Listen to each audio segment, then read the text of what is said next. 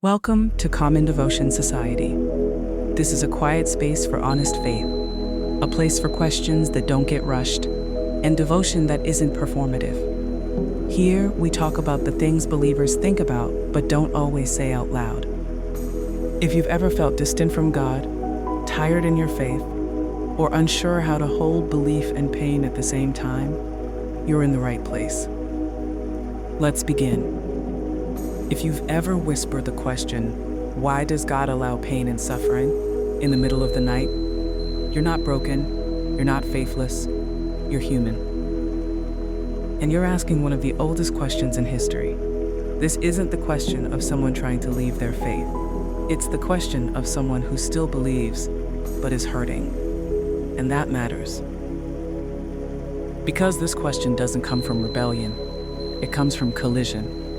The collision between belief and reality, between what you know about God and what you're living through right now.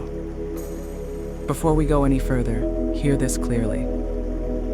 If you've asked this question, you are not alone. Job asked it while sitting in pain, covered in sores, after losing almost everything. David asked it while running for his life, hiding, afraid, and exhausted.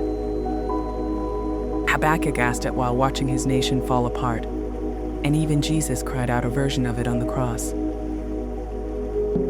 This is not a modern crisis of faith. This is not a weak believer's question. It's the language of Scripture itself. It's the sound of someone who believes in a good God, encountering a broken world. So why does this question show up so often?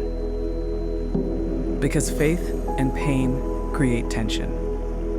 When you believe God is loving and powerful and present, and then life brings loss, or sickness, or betrayal, those two realities collide. And when they collide, something has to give. It's not that your faith is weak. It's that your faith is real. Real enough to notice the gap between what you were taught and what you're experiencing. The question isn't the problem. The question is proof that you're still engaged.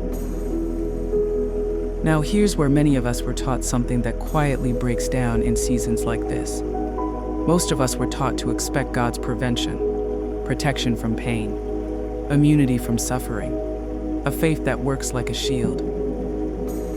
And when prevention doesn't come, we assume absence.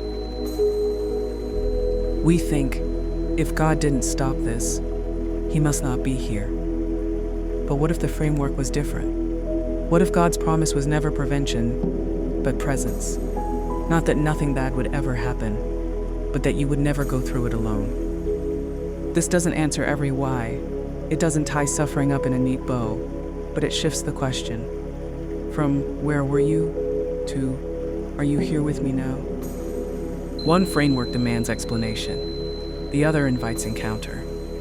And here's the part that's difficult, but important. Pain doesn't remove God, but it does expose our expectations. Sometimes what's breaking isn't your faith.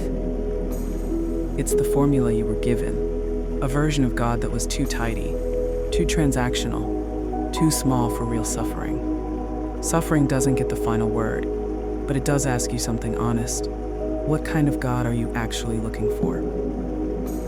One who prevents all pain, or one who meets you inside it? That's not a question someone else can answer for you, but it is one worth wrestling with. If you're someone who wants to keep thinking about this, without pressure, without someone rushing you to an answer, without being told what you're supposed to feel, there's a resource linked below. It's not a sermon, it's not a debate. It's a framework, a calm, guided way to wrestle with this question honestly, without guilt, and without losing your faith. Only explore it if it feels right for you. And I'll leave you with this, the question. Why does God allow pain and suffering? Doesn't make you weak. It makes you honest. And honest faith is the kind that lasts.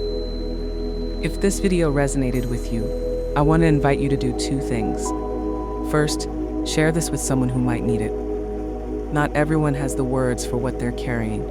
Sometimes a video like this can help start a conversation. Second, if you're comfortable, let me know in the comments. What part of this question has been hardest for you to sit with? You're not required to have an answer, just honesty. And if you'd like to go deeper, there's a guided resource link below for those who want clarity without pressure.